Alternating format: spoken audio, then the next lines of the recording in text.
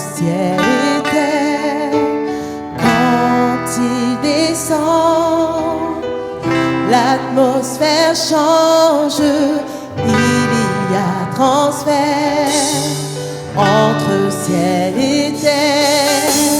Quand il descend, oui, tout s'arrête, il y a transfert entre ciel et terre.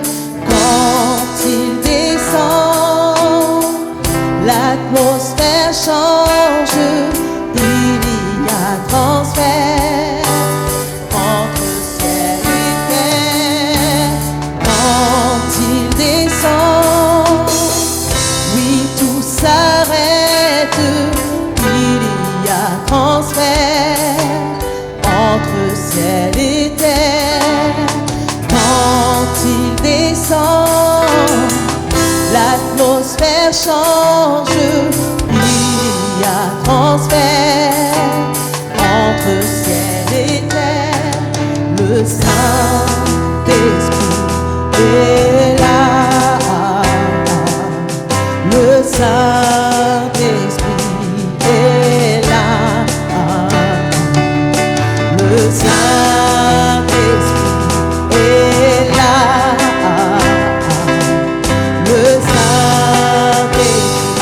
est là. Les maladies s'enfuient, les aveugles voient, les paralytiques sautent de joie.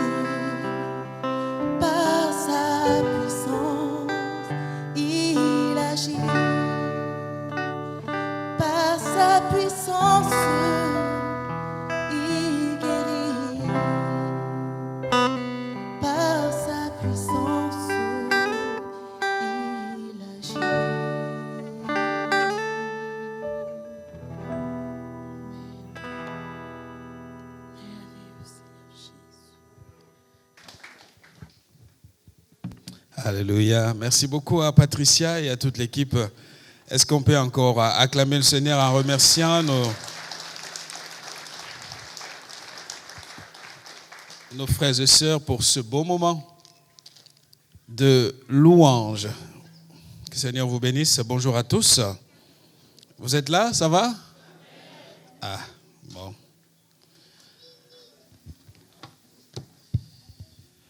Nous saluons tous ceux qui nous regardent en ligne aussi. Que le Seigneur vous bénisse. Que Dieu soit avec vous.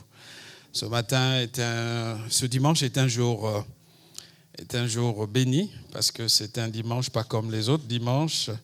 Le monde célèbre un grand jour, n'est-ce pas? Bon, il n'y a pas trop d'encouragement, ce n'est pas grave.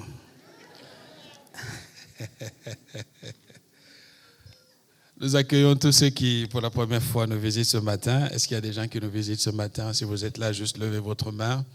Merci. Deuxième, troisième, ce côté-là. En tout cas, quatrième. Merci beaucoup à vous tous qui nous visitez ce matin. Que Dieu vous bénisse abondamment. Amen. En tout cas, sachez que la maison qui reçoit de la visite, c'est une bonne maison et nous nous réjouissons du fait que vous soyez là. Et si vous avez des questions, sachez que nous sommes à votre disposition pour tenter de vous apporter des réponses. Voilà, sans plus tarder, je vous invite à lire avec moi la parole de Dieu dans le livre de la Genèse.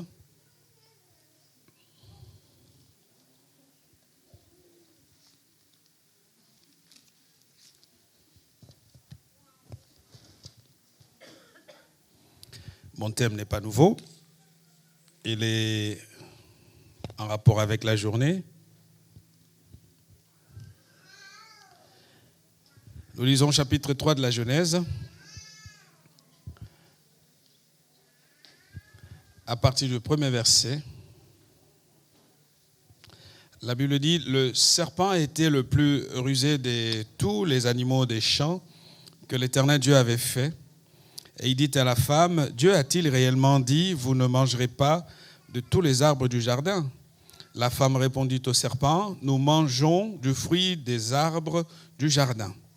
Mais quant au fruit de l'arbre qui est au milieu du jardin, Dieu a dit, vous n'en mangerez point et vous n'y toucherez point, de peur que vous ne mouriez. Alors le serpent dit à la femme, vous ne mourrez point.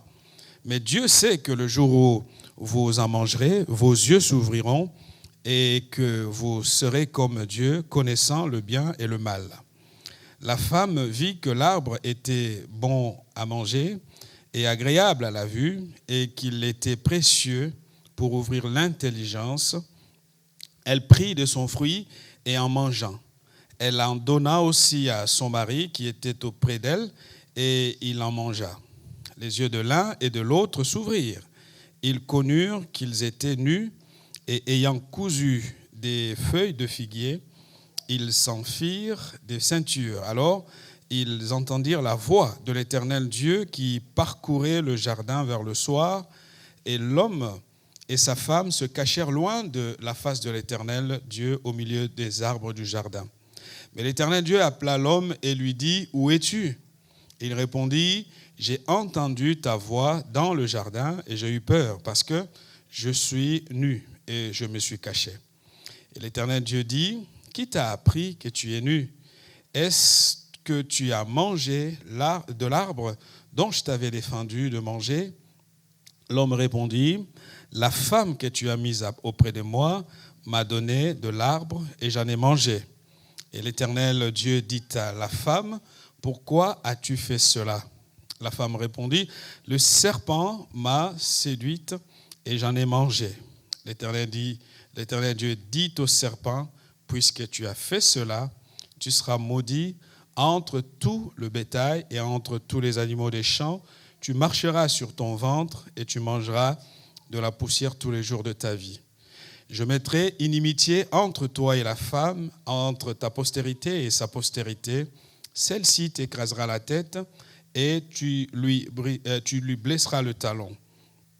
Et il dit à la femme, j'augmenterai la souffrance de tes grossesses, et tu enfanteras avec douleur, et tes désirs se porteront vers ton mari, mais il dominera sur toi. Et il dit à l'homme, puisque tu as écouté la voix de ta femme, et que tu as mangé de l'arbre au sujet duquel je t'avais donné cet ordre, tu n'en mangeras point. Le sol sera maudit à cause de toi. C'est ta force de peine que tu en tireras ta nourriture tous les jours de ta vie. Et il te produira des épines et des ronces, et tu mangeras de l'herbe de champ. C'est à la sueur de ton visage que tu mangeras du pain jusqu'à ce que tu retournes dans la terre d'où tu as été pris, car tu es poussière et tu retourneras dans la poussière. On peut s'arrêter là. On va prier. Seigneur, nous te disons merci. Nous te bénissons pour ta parole. Nous te prions de l'appliquer dans notre cœur ce matin, Seigneur, de nous aider à saisir ce que tu veux que nous comprenions en venant ce dimanche dans ta maison. Il y a dans ta parole le pouvoir de délivrer, de libérer, de guérir, de sauver. Et Seigneur, laisse que ta volonté soit pleinement révélée et que, au sortir de ce lieu, quelqu'un se dise « Dieu m'a parlé ». Seigneur, que la gloire te revienne et la louange. Et nous te prions, cher Saint-Esprit, de prendre le contrôle de ce lieu, d'orienter nos pensées vers Dieu et de nous aider, Seigneur, à être bénis au travers de ce moment. C'est dans le nom de Jésus que nous prions. Amen. À la sueur de ton front, et puis 3 points de suspension, vous continuez, vous rajoutez, à la sueur de ton front, tu accompliras tes rêves, tu réaliseras tes projets, à la sueur de ton front. Aujourd'hui, c'est un grand jour, comme je disais. Le monde célèbre la fête du travail, ou la journée des travailleurs. Et souvent, on a l'impression que depuis qu'Adam et Ève ont péché, donc l'homme doit travailler. Et c'est peut-être un concept tout de suite à écarter, parce que le travail est au cœur des projets de Dieu. Le travail est au cœur de son plan, et Dieu est un Dieu travailleur. Ce n'est pas un Dieu paresseux, c'est un Dieu qui travaille. Alors je ne sais pas si vous avez déjà entendu cette histoire un jour, mais je vais vous la raconter. C'était un jour, la femme d'un pasteur va au marché. Elle arrive au marché, elle rencontre une autre dame qui fréquentait l'église et qui ne venait plus. Et cette autre femme lui dit « Ah tiens, comment va ton mari ?» Il dit « Mais il va bien. » Et cette autre femme dit à la femme du pasteur « Est-ce que ton mari a déjà retrouvé un travail ou il est toujours pasteur ?»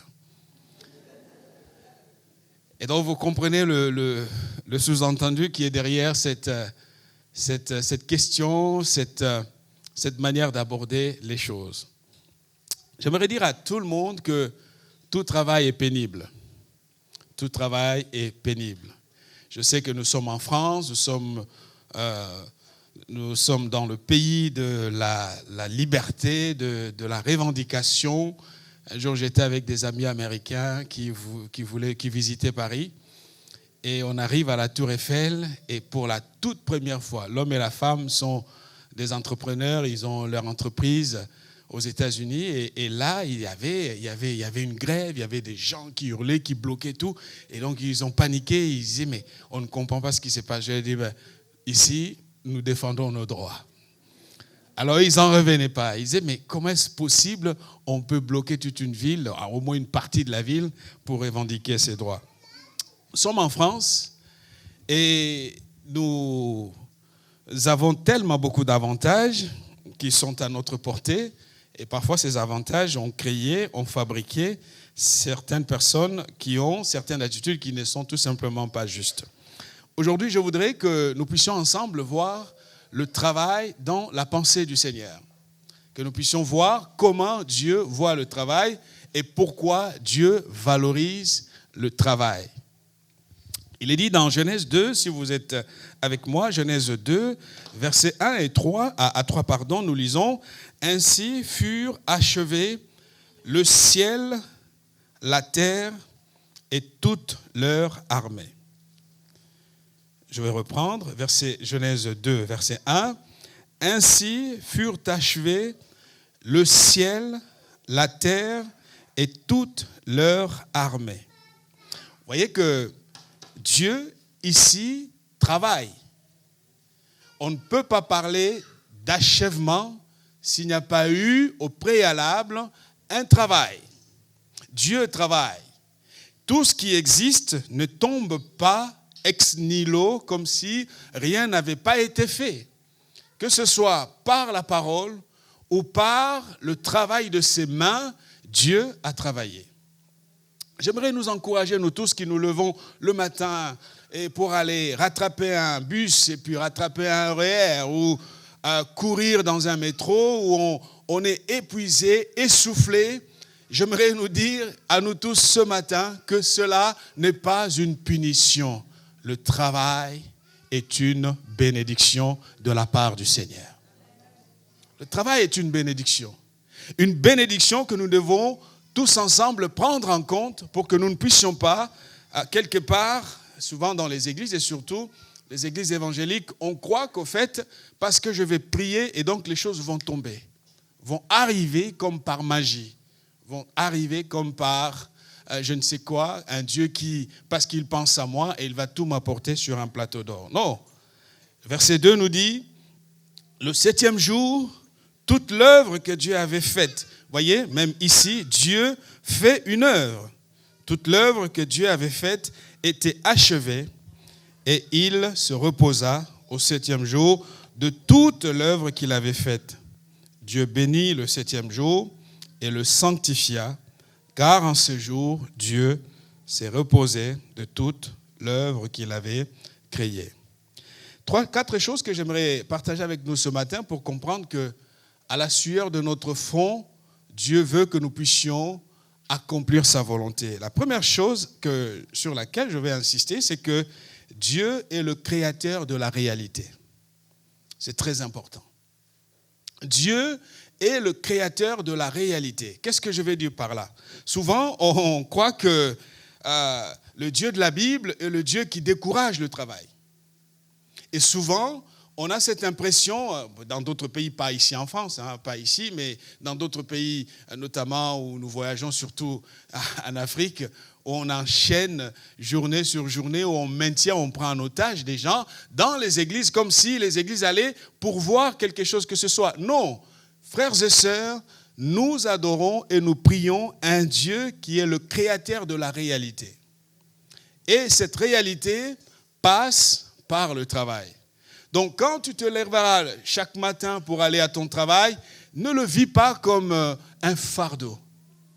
Ne le vis pas comme une punition.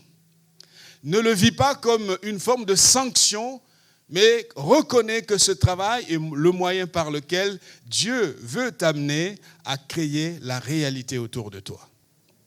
Genèse toujours, on va rester longtemps dans Genèse aujourd'hui. Genèse chapitre 1, verset 1 à 25, mais je n'ai pas le temps de tout lire. Nous lirons 1 à 5 et vous pourrez lire jusqu'au verset 25 à la maison. La Bible dit, au commencement, Dieu créa. Quand on crée, on travaille. Amen. J'aurais aimé voir ici, au commencement, Dieu pria. J'aurais aimé voir ici, au commencement, Dieu parla aux anges. Dieu créa. Le travail est au cœur de la rédemption. La Bible dit qu'au début, la terre était informe, c'est ce qui suit, verset 2. La terre était informe et vide. Oh, je prie vraiment que parmi les chrétiens, que nous puissions comprendre la valeur travail. Que nous puissions valoriser le travail.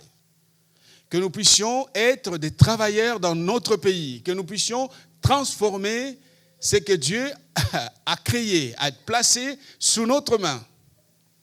Souvent, on va peut-être prier pour que le Seigneur intervienne, je ne sais par quelle magie, et oubliant que le Seigneur lui-même, le Créateur, n'encourage jamais, alors jamais, toute forme de paresse.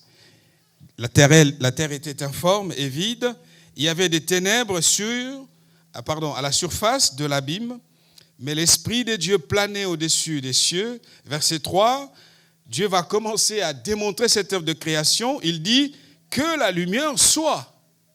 Et la lumière fut. On le voit, il est à l'œuvre, il travaille. Parce que s'il n'y avait pas un travail, il y aurait eu toujours ce vide et cette forme, cette absence de forme. La Bible dit que la terre était informe et vide.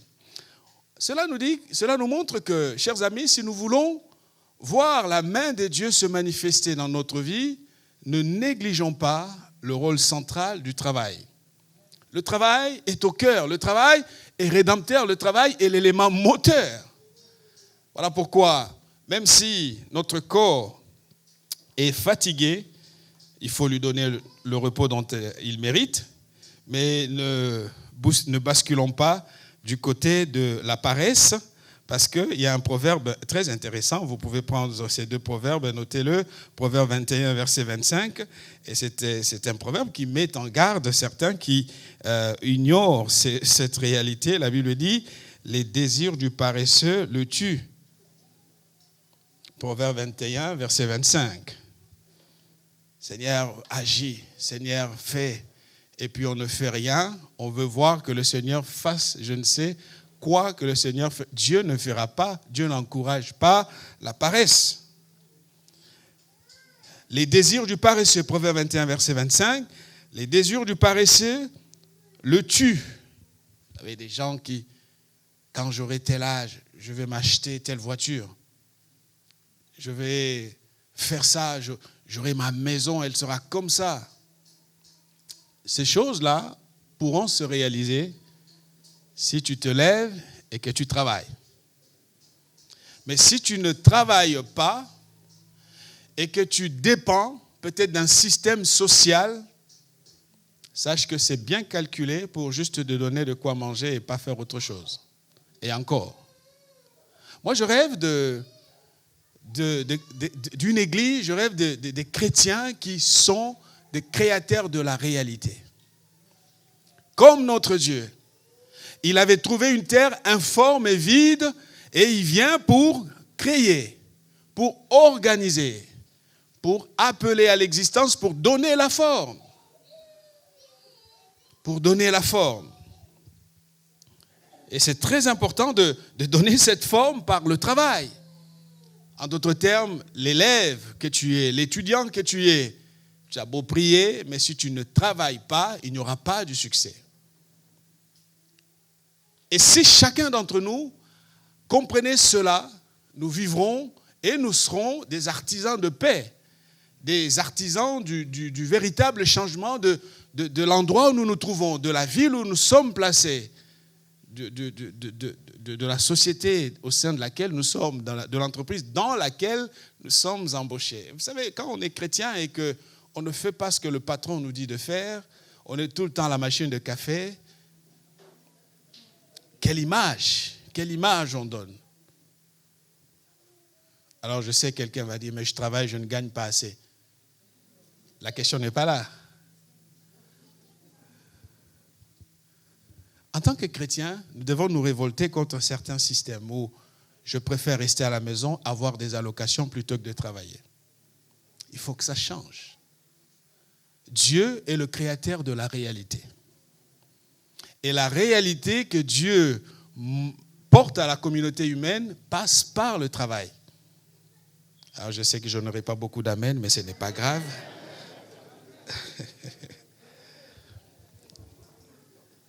Il ne faut pas se perdre, frères et sœurs, dans les illusions.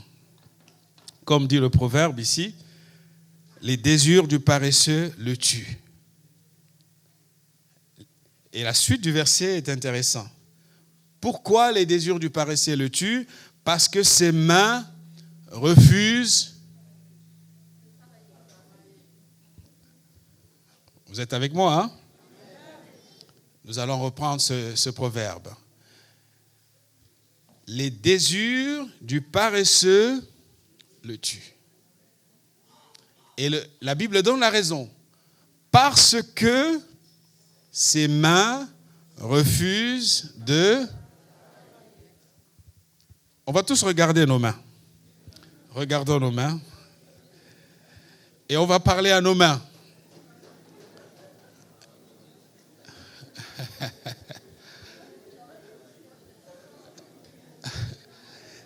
Amen.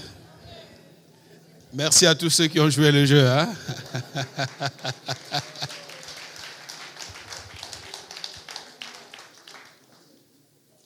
Vous savez, les gens qui ont des désirs, j'aimerais faire ça, j'aimerais faire ça. C'est formidable tout ça, mais il faut se lever et travailler. Désirer, c'est bien, mais Dieu n'est pas le Dieu des illusions. Dieu est le Dieu qui crée la réalité. Et quand Dieu crée la réalité, il la crée par le travail. C'est pour cela qu'il se tourne vers Adam et Ève, et surtout il parle à l'homme, c'est à la sueur de ton front. Ce n'est pas une question de prière. Le croyant ou le non-croyant qui comprend ce principe et qui travaille de tout son cœur, il reçoit la récompense. Bien souvent, on croit qu'au fait, Dieu fera un monde des chrétiens et puis il y aura un monde des autres. Mais c'est complètement illusoire tout ça. C'est pas vrai. Nous sommes dans ce monde et nous partageons la même réalité que d'autres personnes.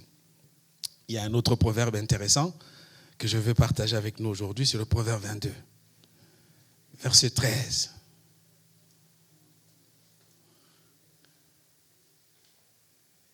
La Bible dit dans ce proverbe, le paresseux dit, il y a un lion dehors.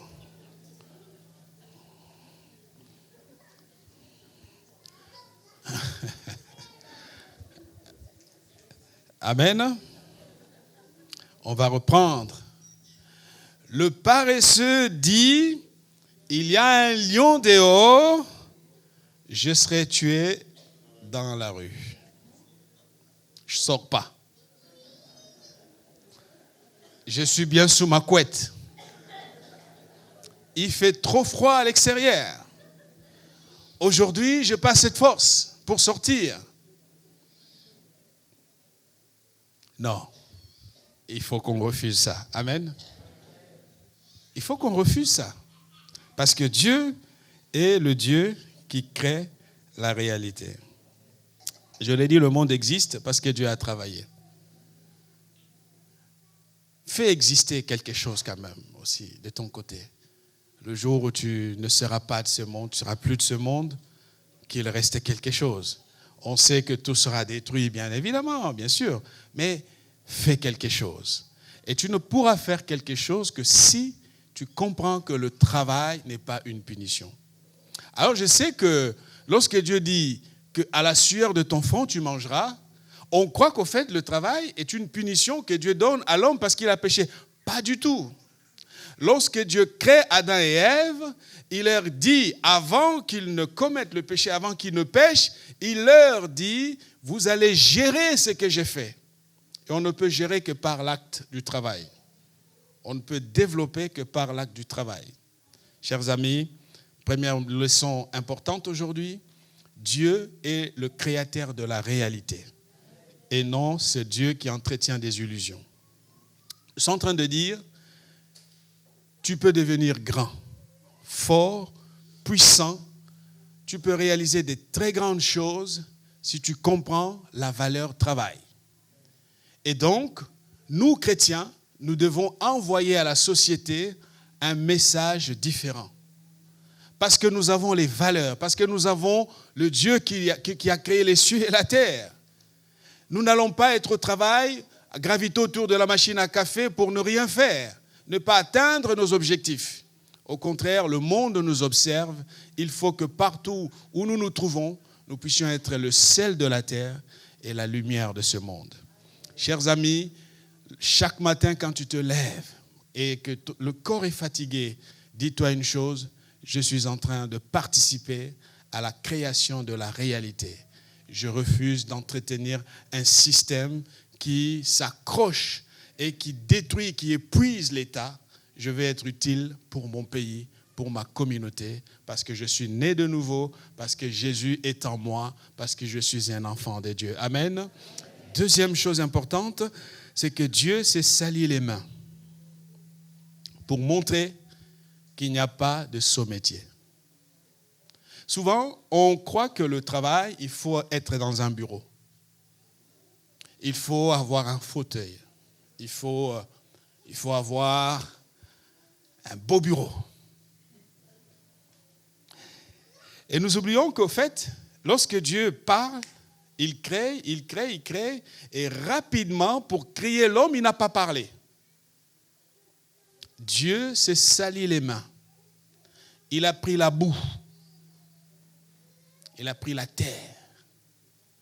Et il a formé. Vous voyez, il nous donne ici un exemple. Un exemple pour que nous ne puissions pas l'oublier. Le travail manuel est un travail que Dieu bénit aussi. Souvent, on croit qu'il faut être bardé des diplômes, parler un français impeccable et avoir été faire des études dans telle ou telle école. Ce n'est pas cela. Il n'y a pas de sot métier. Tout travail est travail. Tout travail est travail. L'argent n'a pas d'odeur. Ce qui compte, c'est que je puisse gagner ma vie, que je puisse aider les miens, que je puisse aider ceux qui dépendent sous ma responsabilité, ceux qui sont sous ma responsabilité. Et c'est très important parce que la Bible déclare, l'Éternel Dieu forma l'homme de quoi? De la poussière du sol. Il va donner la forme. Et j'aurais aimé qu'il parle et que l'homme arrive. Ça aurait pu avoir lieu. Mais pour former l'homme, Dieu s'est sali les mains. Il a travaillé. En prenant la boue, il va donner la forme. Parce que cet acte-là montre qu'il nous faut travailler. Ma sœur, mon frère, la parole de Dieu est remplie d'exemples, beaucoup d'exemples. Mieux vaut manger un pain qui vient de la sueur de ton front plutôt que d'être humilié à recevoir quelque chose dont tu sais très bien que tu ne le mérites même pas. Aujourd'hui, il y a un phénomène compliqué. Il y a un phénomène sur les réseaux sociaux des influenceurs ou influenceuses. Elles vont se mettre quasiment nues. Ça rapporte beaucoup d'argent. Parce que les gens vont regarder. Eux, ils ont des droits qu'ils reçoivent après. Et donc, on va faire du lifting, on va transformer ses lèvres, on va modifier son corps, parce qu'on veut juste... Non. Travaillons et comprenons bien que ce n'est pas parce qu'il a un grand salaire qu'il a la paix. Ce n'est pas ça. Ce qui compte, c'est que ce que tu gagnes soit la sueur de ton front. Et que tu te sentes que je l'ai fait. Pour tout le monde, hein, je sais qu'on critique Monsieur le Président de la République parce qu'il aurait dû faire ça. Tu sais, regarde déjà, un pasteur qui n'a que 200 ou 300 personnes, c'est déjà compliqué. Très compliqué. Et un président de la République qui a ses 66 millions de Français à gérer, pas seulement eux à gérer, il faut qu'ils gèrent aussi d'autres pays. Vous savez, on critique souvent les gens qui sont à certains postes parce que nous ne sommes pas là où ils sont. Et il est plus facile, vous savez, c'est l'histoire de cet homme qui n'avait pas de pied, il était là, il aimait beaucoup le foot, il était au stade, en tout cas, il était content. Alors, il voit un joueur qui rate un but. Ah, si j'avais été là, j'allais marquer le but. Et puis, son ami le regarde, bon, soyons réalistes. Souvent, quand on est de l'autre côté, on critique facilement. Ne soyons pas de ceux-là qui aiment simplement dire « Ah, il aurait dû faire ça, il aurait dû faire ci ». Qu'on te donne la place, qu'on revienne dans un an et qu'on se pose pour dire « Qu'as-tu fait ?» Qu'as-tu fait? Et plus vous êtes en position de responsabilité, plus vous priez pour ceux qui ont des positions de responsabilité. C'est en devenant pasteur, en gérant les églises, que je me suis tué et je me suis dit, ok, je suis solidaire des pasteurs maintenant. Parce qu'avant, quand j'étais en stage ici, je pouvais dire, ah, François aurait dû faire ci, il aurait dû faire ça. Je suis devenu pasteur, moi-même, je dis, ok, coup de chapeau à François. Il n'est pas parfait, mais je peux comprendre. Amen. Salissons-nous les mains. Il n'y a pas de saut métier. Gagne dignement ta vie. Ce n'est pas en devenant quelqu'un d'autre. Ce n'est pas en faisant tout et n'importe quoi. Gagne simplement ta vie. L'apôtre Paul donne un conseil aux Thessaloniciens, 2 Thessaloniciens chapitre 3, versets 7 à 11, nous allons lire. Et c'est un texte très intéressant. Paul dit aux chrétiens des Thessaloniques, il leur dit, vous savez vous-même, 2 Thessaloniciens chapitre 3, versets 7 à 11, il leur dit, vous savez vous-même comment il faut nous imiter. Car nous n'avons pas vécu parmi vous dans le désordre. C'est comme aujourd'hui. On voit les gens, même dans les églises ou les pasteurs, aujourd'hui avec les réseaux sociaux, permettez-moi de parler un peu de tout le monde aussi quand même. Il y en a qui s'entretiennent avec l'argent des autres. Ils mènent un autre train de vie.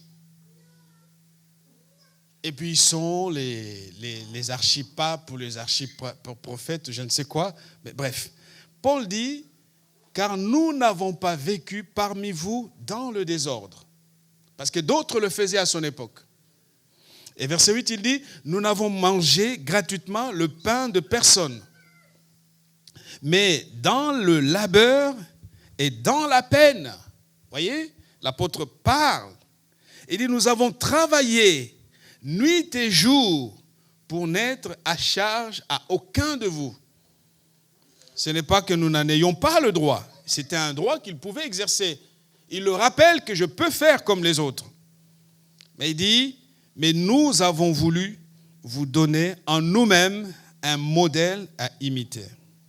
Car lorsque nous étions chez vous, nous vous recommandions ceci. Si quelqu'un ne veut pas travailler, qu'il ne mange pas non plus. C'est un phénomène intéressant. Vous savez, quand quelqu'un ne travaille pas, il mange sans calculer. Parce qu'il sait qu'au fait, c'est quelqu'un d'autre qui paye.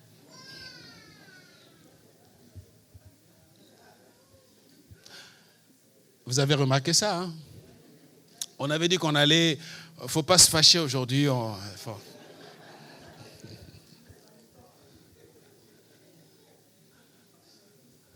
Quand je sais que c'est l'autre qui achète, c'est un peu comme au restaurant. C'est lui qui va payer la facture dont je commande le plat qui coûte cher. Paul dit, lorsque nous étions chez vous, nous vous recommandions ceci. Si quelqu'un ne veut pas travailler, qu'il ne mange pas non plus. Et il dit, or, nous apprenons que certains d'entre vous vivent dans le désordre et qu'au lieu d'agir, ils s'agitent. Et j'aime la sagesse de l'apôtre. Quand tu travailles, tu prends la mesure de l'effort de l'autre. Et que tu reçois ce que l'autre te donne, tu penses à comment il a transpiré pour produire ce qui s'est fait.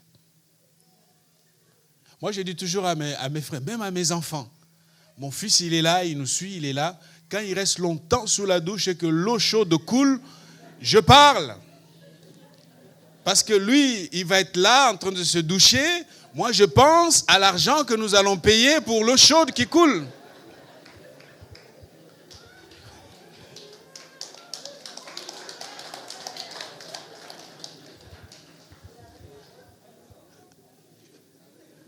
On est d'accord, hein? Oui, mais il faut qu'on paye, il faut que quelqu'un paye cette eau chaude. Donc je dis, oh. Je crois que ça fait déjà, c'est bon. Si je fais ça à mes enfants, c'est parce que je veux qu'ils comprennent que c'est une forme de responsabilité. Je ne suis pas à ce point-là pour dire que je n'ai pas les moyens de payer l'eau chaude. Ce n'est pas ça. C'est juste, je ne veux pas qu'en allant vivre chez quelqu'un et qu'il fasse ça, je serai insulté moi-même. Il va falloir tout gérer intelligemment. Celui qui ne travaille pas, au lieu de s'agiter, il faut agir, dit Paul. Quand quelqu'un s'agite, il est dans l'absence de l'action. Et ça, ce n'est pas bon. Ça, ce n'est pas bon. Amen. La parole de Dieu s'oppose à la paresse, énergiquement. La Bible s'oppose à la paresse. Vous les jeunes, là, quand vous êtes sous la douche, en train de prendre votre douche, pensez aux parents qui payent la facture. Si déjà vous êtes propre, sortez de là. Ne restez pas parce que vous êtes bercé par la douche chaude. Il n'y a rien de gratuit. Quelqu'un va finir par payer cette facture. Donc, de la sagesse. Je vois les jeunes, ils sont en train de bouder, c'est pas grave. Demain, vous serez responsable, vous allez voir aussi. Quelqu'un d'autre va vous faire ce que vous avez fait aux autres. 1 Thessaloniciens chapitre 4, versets 11 et 12. Nous pouvons lire aussi ce que l'apôtre Paul dit ici. Paul dit dans 1 Thessaloniciens chapitre 4, versets 11 et 12. Il dit une série de choses et il arrive au verset 11, il dit « À mettre votre honneur à vivre en paix, à vous occuper de vos propres affaires, et encore ici, à travailler de vos mains, comme nous vous l'avons recommandé, pour que vous vous conduisiez honnêtement envers ceux du dehors et que vous n'ayez besoin de personne. » On acquiert l'autonomie, l'indépendance, lorsqu'on met la valeur travail au centre. En travaillant. Ne sois pas dans la convoitise de dire, mais il faut un tel poste. Ah tiens, le salaire n'est pas assez élevé, donc je ne peux pas faire ça. Mais pourtant, tu es dans la galère. Commence déjà. Sois autonome.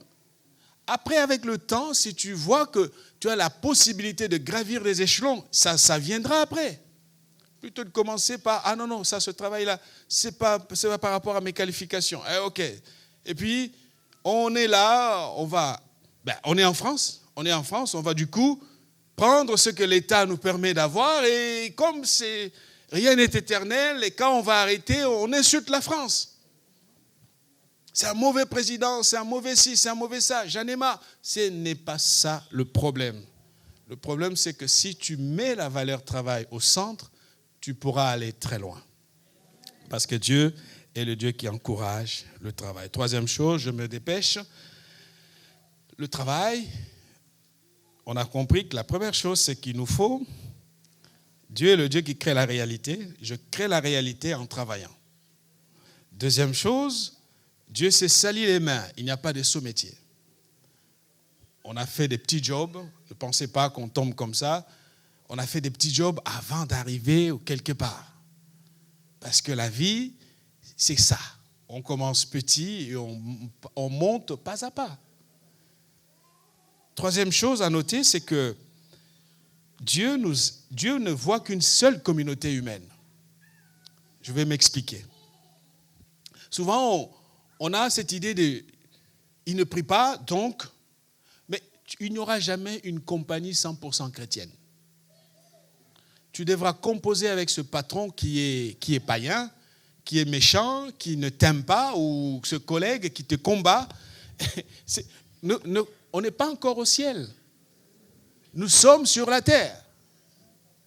Alors il faut arrêter tout ce rêve d'un monde utopique où tout le monde est gentil avec moi, où on va faire les louanges du Seigneur au travail.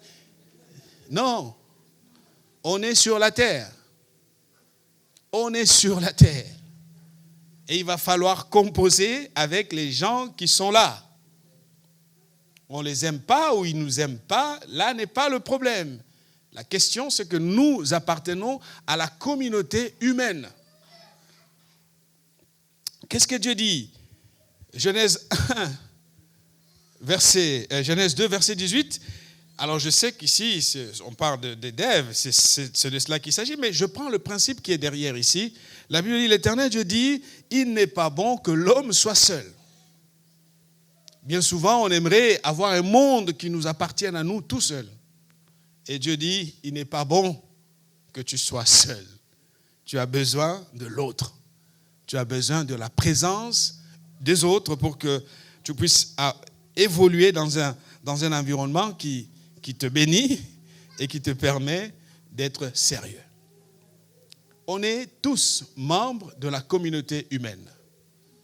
Alors on veut peut-être faire beaucoup de bien aux chrétiens ou peut-être réclamer un monde tellement saint, composé que de chrétiens. Et Dieu nous dit non, le monde, l'humanité, c'est aussi des frères en l'humanité. Et on en a besoin. Dieu nous a fait à son image parce qu'il veut que nous soyons des gens qui restons en interconnexion avec d'autres personnes. Vous savez, le Dieu qui a créé toutes choses n'a pas créé seul. Il a dit faisons l'homme. Il y a le Père, le Fils et le Saint-Esprit. C'est cette interconnexion. Tu ne peux pas vivre de manière épanouie si tu n'es pas avec les autres. On a besoin d'évoluer tous ensemble. Et c'est un principe important.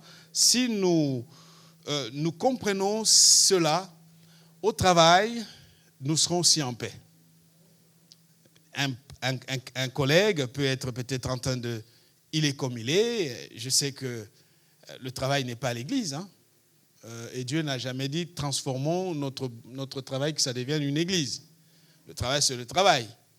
Et parfois, il ne faut pas développer une forme de culpabilité à l'extrême en disant « Oh, que j'aurais aimé que tout le monde soit chrétien ». C'est normal hein, que tout le monde soit chrétien. Mais factuellement, tout le monde ne deviendra pas chrétien. Donc, il va falloir travailler avec ces gens-là en les aimant et en construisant un bien pour la communauté. Dernier point, c'est ce que Jésus va dire dans Matthieu 28. On peut le voir. Et c'est là que je vais m'arrêter. Si nous travaillons, nous chrétiens, c'est parce que Dieu fait de nous des ambassadeurs dans le milieu professionnel où nous sommes. Matthieu nous dit ceci. Chapitre 28, versets 19 et 20, nous le connaissons de mémoire. Allez, faites de toutes les nations des disciples, baptisez-les au nom du Père, du Fils et du Saint-Esprit, et enseignez-leur à garder tout ce que je vous ai prescrit. Et voici, je suis avec vous tous les jours jusqu'à la fin du monde. Si nous reprenons le texte grec, ce que dit Matthieu, c'est ceci. Il y a le verbe aller qui en français devient un impératif. Ce n'est pas du tout ça. C'est un participe en grec, en allant. C'est-à-dire chacun d'entre vous en allant dans sa vie de tous les jours. L'infirmier en soignant les gens, l'avocat en défendant ses clients, le menuisier en fabriquant ses meubles, le maçon en construisant, en faisant ce que tu fais, n'oublie pas de faire de toutes les nations. Les nations ici, ce n'est pas forcément d'autres peuples, d'autres endroits. Les nations ici, c'est aussi des groupes d'intérêt, des catégories socio-professionnelles. Là où nous sommes, quel que soit l'endroit où nous allons, n'oublions pas que notre mission, c'est de faire en sorte que d'autres deviennent des disciples de Jésus-Christ. Vous voyez pourquoi Dieu t'a donné un travail. Il t'a donné un travail pour que tu acquières l'autonomie et que tu t'en sortes par toi-même. Tu prennes soin de toi parce que ce principe, à la sueur de ton front, tu mangeras le pain. Ça, c'est le premier principe. Ça, c'est la première raison, pardon. Et la deuxième chose, c'est que n'oublie pas qu'en travaillant, Dieu veut que tu sois la continuité de son royaume dans le milieu professionnel. Quand le collègue ou le patron va avoir des gestes déplacés à ton égard, est-ce que tu vas céder ou tu vas rappeler que tu es témoin de Jésus-Christ? C'est aussi ça la question. Est-ce que tu vas, toi qui es chrétien, qui es patron, voilà, c'est important de le dire, est-ce que tu as des gestes déplacés à l'égard de tes collaboratrices, de tes collaborateurs? On peut venir à l'église et chanter, faire tout ce qu'on veut, mais Dieu voit ton cœur, Dieu voit les actes qui sont posés. Est-ce que tu respectes ces gens qui travaillent avec toi? Ou tu les vois comme des objets à consommer? Ou tu les vois comme des gens qui, dépendant de toi, tu utilises ton pouvoir pour les écraser. Attention, nous sommes appelés à être des témoins. C'est Dieu qui donne la prospérité. J'aime un texte de la parole qui dit, c'est Dieu qui donne la sémence au semeur. C'est Dieu qui donne la prospérité. Ce matin, j'ai voulu que, tout simplement, nous cessions de nous plaindre lorsque nous travaillons. Le travail est une bénédiction. Le monde était informe, était vide. Dieu vient donner l'exemple en travaillant. Il a créé. Sache que ce matin, tu peux aussi créer. Au lieu de rester dans les larmes, dans les plaintes, Dieu compte sur toi pour que tu crées une autre réalité. Pour que tu valorises ce qui doit l'être. Pour que par ta main, par tes efforts, l'environnement dans lequel tu es, l'environnement autour de toi soit radicalement changé et que la gloire de Dieu se manifeste pleinement. En allant dans tout ce que nous faisons, n'oublions pas de faire des disciples. Je fais des disciples en étant pasteur. Je fais des disciples même lorsque je ne suis pas pasteur. Il y a des endroits où je ne suis pas du tout pasteur. Je fais autre chose. Je suis avec d'autres amis et je saisis chaque opportunité pour que Christ soit proclamé. Je vais terminer par ce témoignage et on va arrêter là. Je voyageais un jour, j'arrive, Air France, mais sur classe. Les travailleurs d'Air France ne sont pas là aujourd'hui. Homme sur classe, je vois, vous savez, quand vous voulez monter dans un avion et vous sentez, il y a un bip. Donc, le billet bip. On me dit, monsieur Leco, vous êtes bienvenu chez Air France, vous êtes surclassé. Classé en business class. Alors, je me dis, bon, on va aller voir ça, comment c'est. J'étais à côté d'un homme, d'une femme d'affaires, qui avait beaucoup de moyens, parce que ces classes-là, je ne peux pas acheter un billet en business class. Elle me pose la question, vous faites quoi dans la vie? Vous savez, c'est des milieux des arrogants, hein? Des gens qui... Vous faites quoi dans la vie? Qu'est-ce que tu vas dire? Est-ce qu'un pasteur s'achète un billet en business class? Je le regardais, j'ai dit, je suis pasteur. C'est quoi pasteur? J'ai commencé à lui expliquer. Et après, vers la fin, elle me dit, donc, comme on a des pasteurs à côté de nous, donc l'avion, il n'y aura pas de problème. Amen. Valorisons le travail. Amen.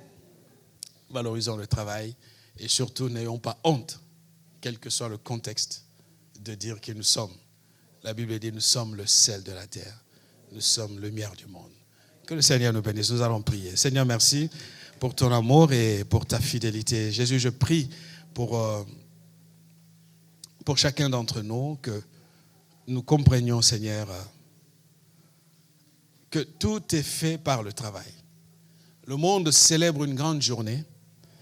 Et nous aussi, chrétiens, parce que nous sommes dans ce monde, même si nous ne sommes pas de ce monde, nous voulons célébrer le Dieu qui a créé et qui a travaillé. Seigneur, s'il te plaît, à celui qui est ce matin fatigué, qui ne veut plus travailler et qui s'accroche peut-être à l'État ou obtenir je ne sais quoi, il y a de la réalisation de l'accomplissement par le travail. Vraiment, guéris notre vision des choses et transforme notre compréhension également. Que ton Église soit bénie, que ton peuple soit fortifié et que de ce peuple, Seigneur, ici présent, il y ait des gens qui sont investis dans le pouvoir de transformer radicalement la communauté ou les communautés au sein desquelles nous sommes placés. Sois béni, Père, au nom de Jésus. Amen.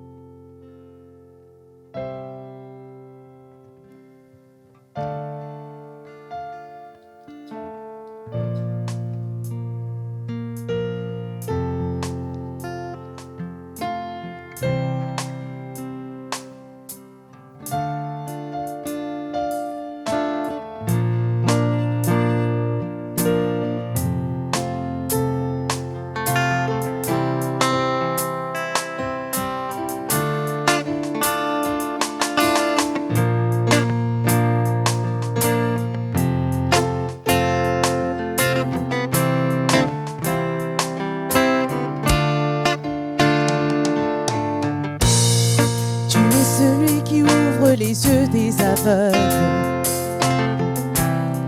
Tu es celui qui change les vies. Tu prononces une parole et ce qui était mort reprend vie. Jésus, tu es celui qui a inspiré cette œuvre, qui l'amènera jusqu'au bout. Tu avais décidé d'écrire cette histoire avec nous. Maintenant, Seigneur, souffle sur nos pays, envahis nos villages, viens toucher nos familles. Maintenant, Seigneur, fais connaître le nom qui peut guérir les nations, le nom de Jésus-Christ.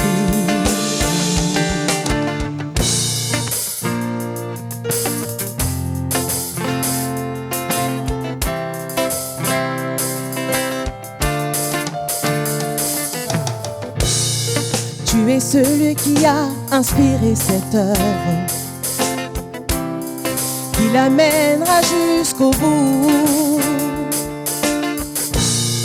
Tu avais décidé d'écrire cette histoire avec nous. Maintenant, Seigneur, souffle sur nos pays, envahis nos villages, viens toucher nos familles. Maintenant, Seigneur, fais connaître le nom qui peut guérir les nations, le nom de Jésus-Christ. Maintenant, Seigneur, souffle sur nos pays, envahis nos villages, viens toucher nos familles. Maintenant, Seigneur, fais connaître le nom qui peut guérir les nations, le nom de Jésus-Christ.